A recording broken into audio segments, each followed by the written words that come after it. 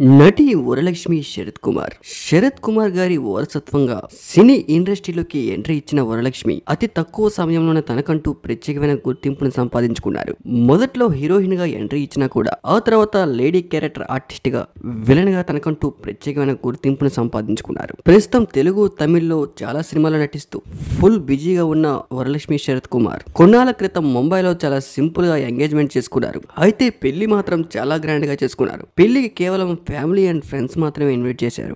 అయితే wedding reception మాత్రం నిన్న అంగరంగ వైభవంగా జరిగింది. తెలుగు తమిళ సెలబ్రిటీలు చాలా మంది విచ్చేశారు. అయితే తెలుగు తమిళ్ సెలబ్రిటీస్ అందరినీ కూడా వాళ్ళ ఇళ్లకు వెళ్లి కుదిరితే షూటింగ్ స్పాట్స్ కు వెళ్లి మరి రిసెప్షన్ కు ఇన్వైట్ చేశారు వరలక్ష్మి శరత్ కుమార్. అలాగే అల్లు అర్జున్ లాంటి సూపర్ స్టార్ సెలబ్రిటీస్ కూడా కాబోయే భర్తతో కలిసి వెళ్లి మరి ఇన్వైట్ చేశారు. అందరూ కూడా అటెండ్ అయ్యే కొత్త జంటకు బ్లెస్సింగ్స్ ఇచ్చారు. వరలక్ష్మి వెడ్డింగ్ రిసెప్షన్ లో సందడి చేస్తూ అందరికీ ఆకర్షణీయంగా మారారు. అయితే ఈ కొత్త జంట పరిచయం అయినప్పటి నుంచి కూడా సోషల్ మీడియాలో చాలా మంది చాలా నెగిటివ్ కామెంట్స్ చేస్తూ వస్తూ ఉండేవారు. అయితే నా లైఫ్ నా ఇష్టం, నాకు నచ్చాడు నేను చేసుకున్నా అన్నట్లుగా